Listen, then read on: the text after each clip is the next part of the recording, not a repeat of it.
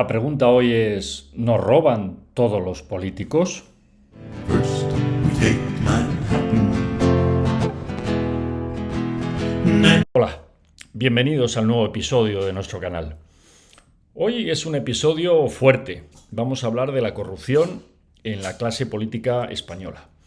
La pregunta que abre el episodio de hoy, el 29, es ¿roban todos los políticos? Y la respuesta, desgraciadamente, es que sí. No desconectéis porque no vamos a defender ni a la izquierda ni a la derecha. Vamos a explicar con datos y basándonos en la razón, no en las vísceras, que todos los partidos políticos han robado, roban y lo que es más grave, seguirán robando si no hacemos algo para impedirlo. Y explicaremos por qué. No es una cuestión anecdótica. No es una cuestión de que los de enfrente sean los malos y los míos sean los buenos. No es una cuestión de que los políticos sean una especie animal distinta del Homo sapiens sapiens, como somos todos. No. Es un tema del sistema.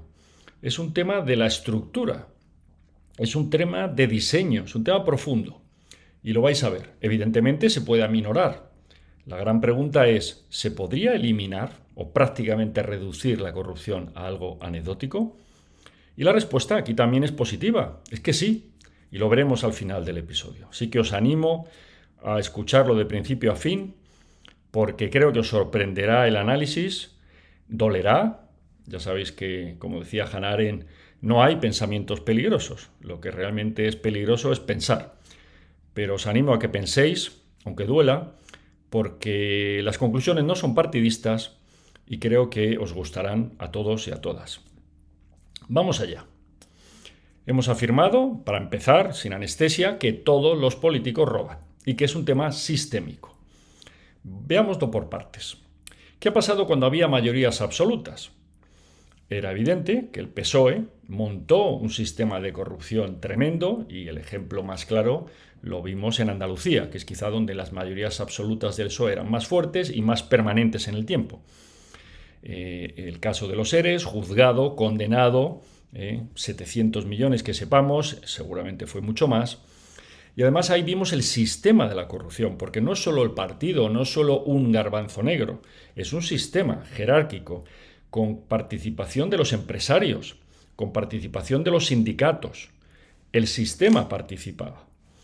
Antes de eso vimos Filesa, vimos otros temas, vimos la corrupción de Roldán, al que le nombraron director general de la Guardia Civil, escandaloso, repetidamente, y además una corrupción cutre en aquel caso, porque hay robos de guante blanco y hay corrupción cutre, en este caso, acordaros, Roldán saliendo pues en gallumbos y rodeado de señoritas de buena vida en la portada de Interview. Bueno, esto el PSOE. En la derecha la gente dice, es que los socialistas roban y tal. Nosotros no, porque somos buena gente. Veamos la derecha.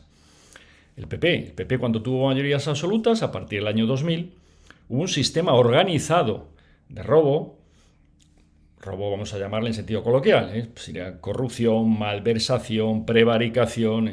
Los juristas evidentemente hablaréis con un lenguaje mucho más preciso. El lenguaje de la calle vamos a aceptar que es robo.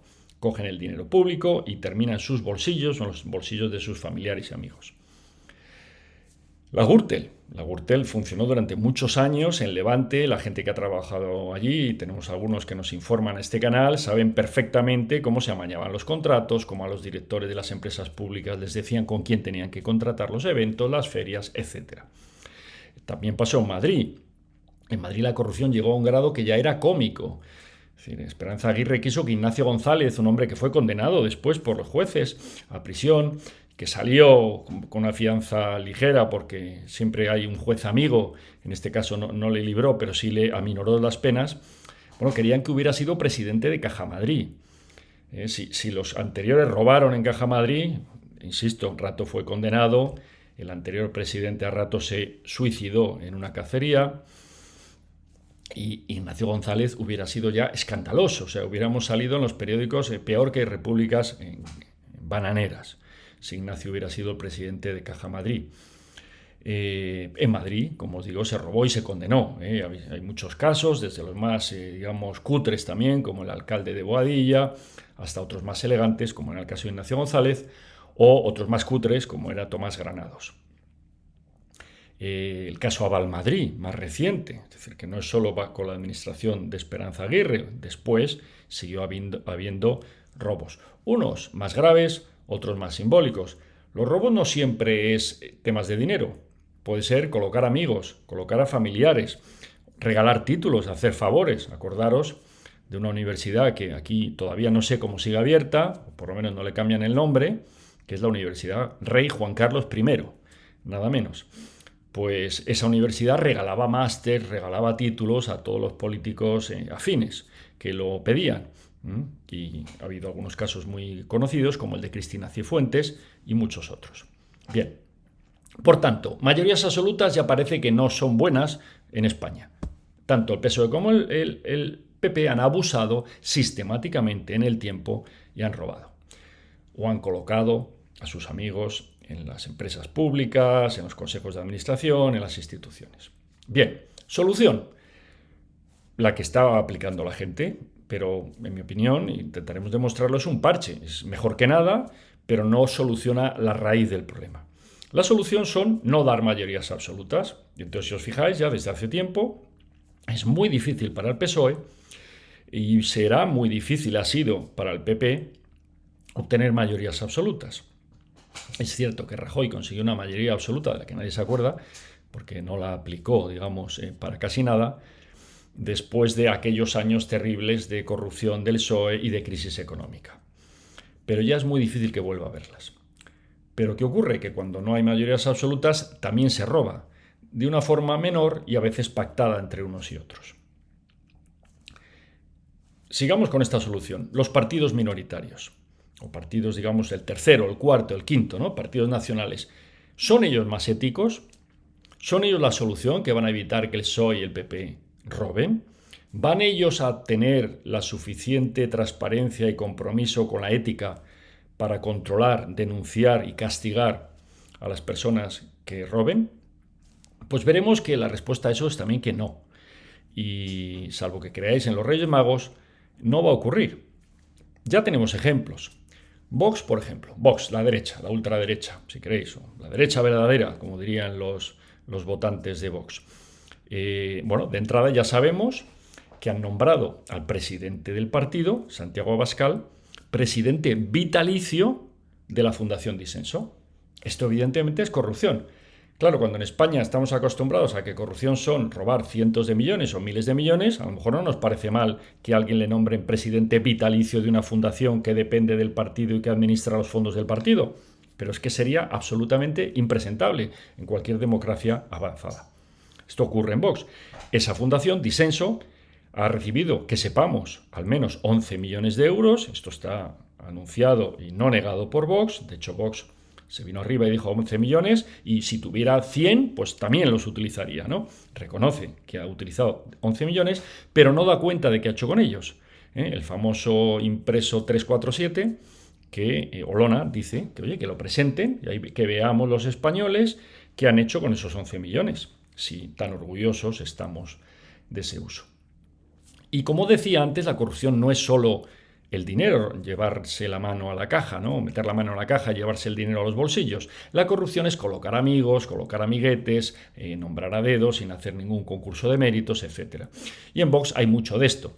No lo digo yo, lo dijo el secretario general de Vox, Javier Ortega Smith, que es que Vox se estaba convirtiendo en una agencia de colocación de amigos. Esta es la frase. Alguien puede decir, no será verdad. Mirad los apellidos. Méndez Monasterio. Kiko Méndez Monasterio, uno de los dueños de Vox, pues tiene colocados a sus hermanos, que gestionan Disenso Solidaridad, su hermana, que es diputada, su sobrina, que es otra diputada, etc. Hay familias que colocan a sus mujeres, a sus maridos. Gonzalo Coello de Portugal, que fue vicepresidente, pues su mujer es europarlamentaria. Y así podríais, si miráis los detalles, veréis que la gente coloca a sus amigos y a sus familiares, con sueldos públicos, sin que no haya otro mérito que el ser amigo de quien coloca. Pero no os preocupéis los de Vox, en Podemos pasan cosas similares o mayores. Es decir, Abascal no ha colocado a su mujer, que sepamos, su mujer simplemente era la secretaria de Vidal Quadras y luego pues la conoció y se casaron. Pero no la ha colocado en un cargo público. Pablo Iglesias sí, ha colocado a su mujer Irene como ministra. La gente dirá, es que vale mucho. Dice, ya, pero es que es tu mujer. En las empresas privadas con transparencia esto es implanteable. Tú puedes tener la mujer más inteligente del mundo, pero si tú eres el consejero delegado de una empresa o el presidente, no puedes colocar a tu mujer o a tu marido, perdonadme, de director de nada, porque eso huele mal y además impide a la gente trabajar con normalidad. Esto en Podemos es habitual, bueno, es hasta descarado, porque colocan una pareja y cuando dejan de ser pareja la descolocan inmediatamente para colocar a la nueva. Eso es Podemos. Eso en cuanto al nepotismo. Pero también han manejado dinero. Quizá no hayan robado, hay que romper una lanza por Podemos, no tenemos ningún caso de corrupción, de robar, de meter mano en la caja pública. Pero hay otra forma de corromperse, que es aceptar dinero sucio. O peor aún, dinero asesino. O peor aún, dinero de una teocracia heteropatriarcal que lapida a las mujeres adúlteras, que las impide estudiar. O sea, no hay nada más antifeminista que el régimen de los ayatolas chiitas de Irán. Bueno, pues Pablo Iglesias aceptaba dinero de Irán, del Irán oficial, para su programa La Tuerca y no se despeinaba. Hay que romper también una lanza en favor de Podemos en el sentido de que, para los que os gusta un poco el fondo, la filosofía, para el marxismo-leninismo, los medios, por supuesto, que están justificados para llegar al poder. Y no es una teoría tonta, es decir, cuando el poder lo tiene la élite, el dinero, la aristocracia, si tú pretendes llegar al poder a base de buenas obras, pues no lo vas a conseguir. Por tanto, recurrieron a la violencia siempre que fue necesario o recurren a la corrupción o a lo que haga falta. Por lo menos no lo niegan. En Vox, por el contrario, es que algunos de ellos nos dan lecciones de ética, ¿no? De que son muy buenos porque van a misa, rezan el rosario, pero ya digo, colocan a sus familiares en los puestos, cogen el dinero del partido y no dan cuentas a nadie y van encima predicando el bien moral. Podemos, por lo menos, no nos da lecciones de ética, o no nos da muchas. Sumar. Yolanda Díaz, que también va de impoluta, además, como sí saben de marketing o se rodean de asesores, pues se visten de impoluto blanco, como si fuera la Virgen de Fátima o la de Lourdes, que se nos aparece para transmitir bondad, transparencia, manos blancas, manos limpias. Pues no es cierto, es decir, Sumar y sobre todo Yolanda viene del mundo sindical y los sindicatos en España, sobre todo los grandes sindicatos, son corruptos. Han estado condenados varias veces, tanto UGT como comisiones obreras, por disponer de fondos públicos para bienes privados. Pues que recientemente han estado también de mariscada unos cuantos sindicalistas, y además no en Galicia, que podrían por lo menos gastarse el dinero en España, se han ido al Caribe, con la excusa de un viaje para la cooperación, etc. De nuevo, dinero público, se van a países alegres a celebrarlo. Comisiones obreras. No tiene tampoco ninguna credibilidad. Por tanto, PP, PSOE, Vox, Podemos, Sumar, son organizaciones que malversan sistemáticamente. ¿Podemos confiar en el Estado? ¿Tiene el Estado suficientes checks and balance, sistemas de control y de garantías? Pues no, los tiene, pero son de papel, absolutamente de papel. Tribunal de Cuentas, Consejo General del Poder Judicial, Tribunal Supremo, Constitucional. Todos esos órganos son nombrados por la clase política. Es decir, el Parlamento acaba nombrando a todos los cargos importantes que en teoría tienen que controlarnos. Comisión Nacional del Mercado de Valores, Comisión Nacional del Mercado de la Competencia. Todos ellos, todos dependen del Parlamento. Y uno podría decir, bueno, pues qué bien, ¿no? El Parlamento son los representantes de la soberanía popular. Los 48 millones de españoles votamos de una forma transparente, elegimos a unos diputados y ellos, 350, son los que administran esa voluntad popular. Pero no es verdad. No es verdad que elijamos a nadie. Nosotros votamos una lista cerrada donde no puedes opinar sobre nadie de esa lista. Y además no somos un pueblo especialmente preocupado por la política, estamos hartos y tenemos poca educación histórica. ¿Quién conoce al número 2 de la lista que ha votado? De los que nos estáis escuchando, compartirlo con vuestros amigos, preguntarles, en serio, ¿quién era el número 2 de la lista en vuestra provincia? Ya preguntar por el 3 o el 4, nadie les conoce. Por tanto, no hay responsabilidad, no hay accountability, no hay rendición de cuentas, no puede haberlas, si es que no les conocemos. Y la pregunta todavía más importante, ¿quién ha hecho esas listas? Y la respuesta la sabemos, todos la sabemos ya. Afortunadamente esto ya no es un misterio. Las listas las hacen los aparatos del partido. Es decir, un despacho en Ferraz, el PSOE, en la calle Génova, el PP, en la calle Bailén, Vox, o en la calle donde esté Sumar o donde esté Podemos, que creo que es en Alcalá al final. Los líderes de los partidos hacen las listas. No vamos a entrar en la democracia interna de los partidos hoy porque es otro tema, me lo apunto y hablaré de cómo es prácticamente inexistente, aunque algunos es verdad que sí hacen primarias. No voy a citarles, no sea que me interrumpáis aquí en este momento del programa los que no sois de esos partidos. Muchos no hacen ni primarias. Hemos tenido la Asamblea General de Vox hace un día, bueno, es que no había ni lista alternativa. Pero lo mismo pasa en el PP y pasa en otros partidos de izquierda. Por tanto, ¿quién hace las listas? Controla quiénes son los diputados y los diputados controlan todos los sistemas y mecanismos de seguridad y de control y de inspección de la administración. Por tanto, no podemos confiar en el sistema tal como está diseñado. ¿Hay solución? Claro que hay solución, pero la solución no puede seguir igual. La solución es controlar al controlador. ¿Y cómo se hace eso? Bueno, vamos, la tesis de este canal, y con eso vamos a terminar, es muy simple. Antes, en la historia, ¿cuál era el mecanismo que nos sacábamos la sociedad de la manga, o las élites? No entraremos tampoco hoy quién lo hacía. Y la solución era la religión. Marx diría que es el opio del pueblo, los que tienen fe dirían, no, es que Dios existe, y afortunadamente, pase lo que pase, al final de los tiempos habrá un juicio final, y eso creen los judíos, los católicos, los musulmanes, y los justos serán premiados y los malos serán castigados.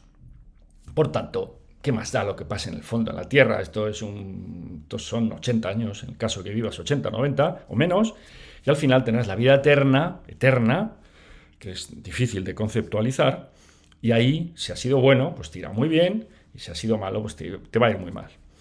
O los indios, que son quizá más complicados o sofisticados, dicen, bueno, es que depende cómo seas aquí, te reencarnarás. Y no es que te vaya, o sea, que tienes opción todavía de mejorar en la siguiente vida, en las siguientes, ¿no? Hasta que alcances la perfección última ya, entres en el nirvana y seas feliz para siempre. Ya, no es una filosofía despreciable, tampoco, como práctica. No, esa es una solución. Pero no nos vale para solucionar la corrupción aquí y ahora en España. No nos vale. A mí nos da igual, ¿no? Al votante, oye, me roban los políticos, sí, luego se irán al infierno, bueno, pero mientras me han robado y no he podido desarrollar todo mi potencial o dar la educación que quería a mis hijos, ¿no? O comprarme esa casa para veranear o darle ese tratamiento de cáncer a mi mujer y me he tenido que ir a las listas de espera a la Seguridad Social, mientras los que me robaban se iban a una clínica a Houston. No me soluciona la vida presente. Y por suerte o por desgracia, la gente cada vez cree menos en esas soluciones para la vida futura. ¿Cuál es la otra solución? Hombre, apelar a la ética humana. La gente dice, oye, pues compórtate como si te viera tu madre, ¿no? O tu padre, o tus hijos, ¿no? Y pensarlo. Si realmente nos estuvieran viendo nuestros hijos, la gente a la que queremos, o nuestros padres, o nuestra madre, muchas de las cosas malas que hacemos, pues no las haríamos, ¿no? Porque nos avergonzaríamos. ¿Por qué las hacemos? O bien porque no creemos en ese castigo eterno, por tanto, y si no me pillan, yo lo hago, y el problema es que no me pillen. Segundo, no lo hago, o sea, hago el mal porque puedo, porque nadie me ve en este momento, aunque me avergonzara de ello si me vieran mis hijos, por ejemplo. Pero esto tampoco es una solución válida y permanente. ¿Cuál es la solución mágica? Y que ya es posible. Y es posible gracias a la tecnología. Esta es la tesis, digamos, fuerte que quiero compartir con vosotros. Desde hace poco tiempo, relativamente, tenemos una tecnología universal, accesible, gratis prácticamente, de coste cero, que es Internet, combinado con el Big Data, los grandes datos. El ancho de banda prácticamente es gratis, los datos ya no cuestan dinero, la capacidad de proceso es brutal y a un coste mínimo. Y aún más, no haría falta, pero aún más, viene ya la inteligencia artificial, con lo cual metiendo todos esos billones y trillones de datos y quintillones de datos en un sistema, en una máquina, la inteligencia artificial es capaz de sacar mucha inteligencia de esos datos y por tanto detectar rápidamente tendencias, comportamientos, robos, corrupción. Bien, ¿quién va a hacer un sistema que sea absolutamente transparente? Que nos permita a todos los ciudadanos que queramos entrar en el sistema y ver por qué, portada de hoy en el ABC, durante 20 y tantos años los uniformes de la Guardia Civil se han estado adjudicando a unas empresas que corrompían a las personas de la Guardia Civil y a otros para que les adjudicaran a ellos los uniformes sin dar opción a la competencia. Por hablar de una noticia que he visto hoy en los periódicos. Eso, si hubiera transparencia total, sería imposible. Si nosotros pudiéramos entrar en el sistema y ver las ofertas de todas las compañías, la calidad del tejido, el precio al que venden ese uniforme, no solo el precio, sino el plazo de entrega, la calidad, de dónde viene, si es sostenible, etcétera, etcétera, el político de turno, el funcionario de turno, la empresa de turno que participa en la corrupción, no podría hacerlo. Bueno, evidentemente, si además de que se vea, luego hay un castigo, porque si vemos a alguien como roba y luego no le pasa nada, pues no habríamos solucionado del todo el ciclo. Es decir, tenemos que realmente castigar al culpable y premiar al bueno. Por cierto, otro tema muy interesante que los americanos lo hacen, que me encanta porque son muchísimo más pragmáticos, es premiar al que denuncia. Esto aquí en España nos cuesta un poco entenderlo, dedicaremos un capítulo también a esto. ¿Por qué es positivo que el que denuncia la corrupción, el que denuncia que alguien ha robado 100 millones, se lleve 15 millones? Un 15% o un 10%, no una comidita o un viaje de fin de semana con su mujer a un parador, no, un porcentaje de la cantidad que consiga que el Estado recupere de alguien que nos haya robado. Porcentaje importante, eso va a fomentar que la gente denuncie, porque si no compensa el riesgo. Si yo trabajo voy a hablar de una empresa francesa, por no hablar hoy de españolas, temas que han salido y han sido juzgados y condenados. Si yo trabajo en Areva antes de que quebrase, o trabajo en Veolia y sé que han estado prevaricando y llevándose mucho dinero, si yo lo denuncio, lo normal es que me haga la vida imposible, me lleven a juicios, me gaste una pasta, me echen del trabajo. Evidentemente nadie de mi familia pueda ya encontrar trabajo. Es un riesgo muy alto. Ahora, si yo denuncio que han robado 100 o 1000 millones y me llevo el 10 o el 15%, a lo mejor ya me compensa. Por tanto, un sistema de incentivos para quien denuncie y consiga demostrar que ha habido robo y un sistema de penalizaciones. Y la base de todo, la transparencia radical. ¿Quién puede traer transparencia radical? La respuesta es quién no, es muy fácil. Los que hoy viven de ese sistema, desde empresarios, políticos, funcionarios corruptos o prevaricadores, sistemas incluso judiciales, ¿no? Cuanto más complicadas hagamos las leyes, esto pasa mucho en el fisco, más gente vivirá alrededor de gestionar esa complejidad. Esto lo he visto y lo he vivido mucho en Brasil, que lleva a la enésima potencia esa complejidad administrativa para que todo el sistema robe de una forma sistemática. Ni el PP, ni el PSOE, ni Vox, ni Podemos, ni Sumar, por no hablar de los partidos periféricos, nunca van a traer un sistema transparente, porque ellos están sentados en la rama del sistema. No se van a cortar esa rama a sí mismos, se caerían del árbol. Nadie se suicida, salvo que tenga un momento de locura. Por tanto, hay que traer a alguien nuevo. Esta es la tesis final, que elaboraremos en otros episodios. Hace falta un partido nuevo que realmente sea transparente. Y la prueba del algodón no es que proponga la transparencia para los demás, que es muy fácil de prometer, ¿no? Hasta que luego llegas al poder y haces lo mismo. No, que sea transparente en sí mismo, que lo demuestre desde el día 1, para que los ciudadanos poco a poco vayan confiando en que sí se puede. Es posible cambiar las reglas del juego. Ha ocurrido en muchos sectores de la economía. Hay empresas que lo han hecho. Hay organizaciones deportivas que lo han hecho. Se puede, pero no se puede con los mismos protagonistas que hoy manejan el sistema. No va a ocurrir. Es ingenuo. Podremos minimizar la corrupción y decir, oye, pues la gente de derechas piensa, no, los de derechas roban menos porque ya se han resuelto la vida y por tanto no tienen tanta necesidad. El de izquierdas dirá, mentira, la derecha está en manos del gran capital, del oligopolio, el capitalismo y robará más. Y nosotros somos más, creemos en el ser humano. Todo mentiras. Todo mentiras. Si el sistema permite robar, se seguirá haciendo. Por tanto, hay que cambiar el sistema. Y se puede hacer. La tecnología lo permite. Todos los concursos públicos, tanto de méritos, para quien es el catedrático que gana la plaza en la Complutense para dar clases de lo que sea, como quien compra los uniformes de la Guardia Civil, como quien da de comer a todos nuestros soldados, o marinos, o pilotos, que haremos un episodio específico para hablar de la corrupción en las cocinas en los cuarteles españoles, que conozco directamente por mi vida y mi familia militar y por mi vida profesional cuando he entrado en el mundo de las cocinas de los cuarteles, que os voy a hablar sin pelos y señales de cómo funciona. ¿Es posible acabar con todo eso? Otra pregunta sería si es deseable. Esta es más complicada, ¿no? Porque ¿qué pasa si hacemos todo transparente, ¿no? ¿Es deseable? Yo creo que sí, pero pensaremos y hablaremos otro episodio de las ventajas de tener una sociedad limpia y transparente. ¿Es deseable? Cuidado, porque no todo hay que tener cuidado, porque dice, oye, es que si lo hacemos todo transparente, a lo mejor vienen aquí mañana los chinos y nos compran la mitad del IBEX y no queremos depender de los chinos. Tema complejo, interesante. O nos vienen los árabes y nos compran Telefónica y no queremos depender de los árabes en Telefónica porque, oye, el que tiene los cables de Telefónica tiene todas las conversaciones y podría hacer chantaje y controlar España. Esos son temas más complicados que también tienen solución y que ya tienen que ver con la economía, la tercera pata de este canal.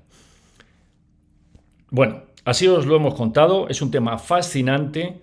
Repito, tesis. ¿Todos los políticos actuales en España roban? Sí. Si no tienen mayoría absoluta, ¿roban menos? Sí, porque tienen algo que dar cuentas ante la oposición, pero siguen robando o se ponen de acuerdo las minorías y forman una mayoría. ¿Tiene solución esto? Sí. De las 3 soluciones posibles, que una es la religión, no nos vale porque queremos solucionarlo mientras estamos vivos, no queremos solucionarlo en la vida eterna. Esa es otra solución. ¿Tiene solución a nivel de confiar en la ética personal de cada uno? No. Porque es verdad que no haríamos muchas cosas si nos vieran los demás, pero como no nos ven, las hacemos. Por tanto, la solución está en la sociedad y en la tecnología. Instaurar un sistema de transparencia total donde la sociedad, nosotros, cada uno de los 48 millones de españoles, podamos ver si queremos quién hace qué, por qué, a qué precio y si cumple. Y pidamos cuentas y si el que se le pilla, la paga. ¿Es posible? Os animo a que lo penséis y si estáis de acuerdo, demos un paso adelante, suscribiros a este canal, compartirlo con vuestros amigos y vuestros colegas y la sociedad civil. Tenemos en nuestra mano el poder de hacer realidad esta posibilidad teórica. Hasta el próximo episodio, Libre Pensador.